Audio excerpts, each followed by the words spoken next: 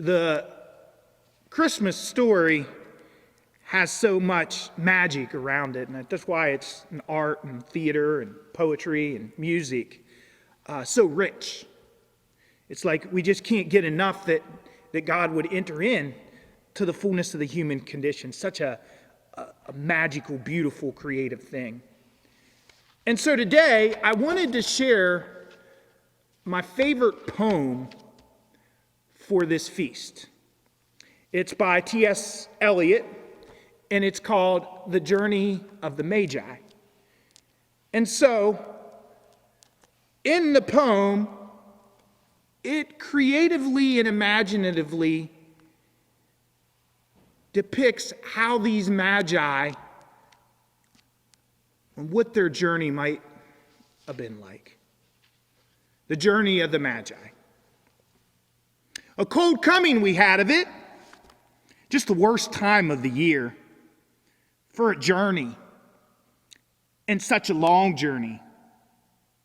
The ways deep and the weather sharp, the very dead of winter, and the camels gowed and sore-footed refractory, lying down in the melting snow.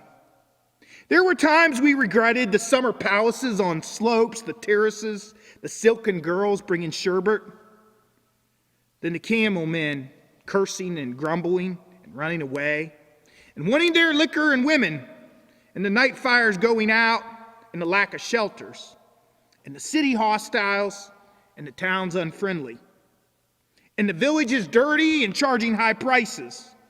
A hard time we had of it.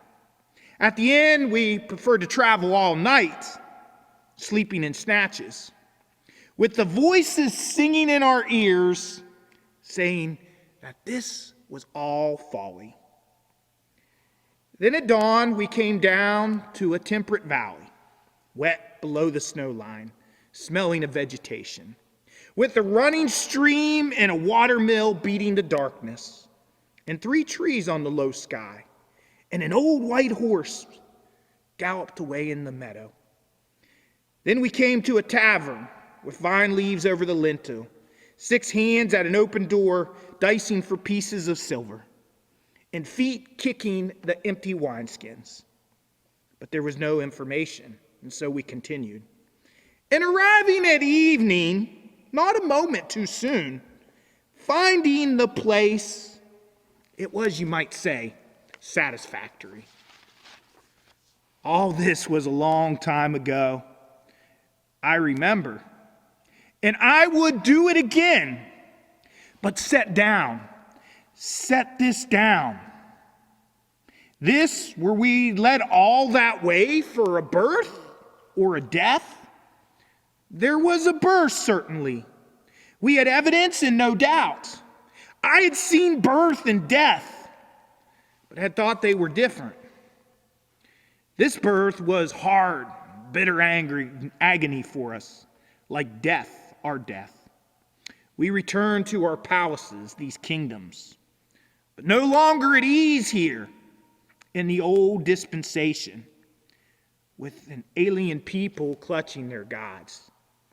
I should be glad of another death. The Christmas story, the Magi. See, they couldn't find him in a place in Jerusalem of money, power, and fame. Nope, this child's on the margins. A family on the margins, Bethlehem. I'm reminded of a story my friend Father Larry Can, who mentored Father Matt and I both once. As priests, we encounter a lot of people that go through difficult times during this year. A lot of people feeling lonely. A lot of people grieving losses. And I feel a need to reach out to you if you're one of those people. And I'd like to tell you a story that Father Larry told me. He said he had found himself that away from home, a little homesick, and he was doing Mass on a naval base. And midnight Mass, they all gathered. And he looked out at the troops, and they all looked so lonely. And so that night he decided to preach on the loneliness of the Christmas story, the loneliness of the crib. I mean, here's these Magi, as we just heard, on this long journey, uncertain, confused, but a sense of hope. Mary and Joseph, knowing they're going to have to flee. All this is around it. And yet maybe in the loneliness and the darkness of the Christmas story, that's why the light is so bright. And so let's look towards that light. I'd like to tell another story about my life growing up. When I was I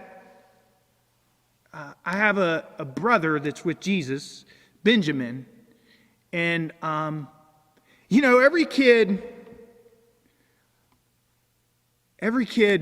is not crazy about the Christmas play, and I'll tell you why. At least this is my experience. Well, they go around and you got to pick the roles, and it seems that none of the little boys want to be Joseph and have to hold the girl's hand. At least for me, it felt that way. And my friends, and have to deal with the baby doll. So we tended to duck in the back and hope we would miss the role. Well, most of us got our turn, and one year I had to do it and be Joseph.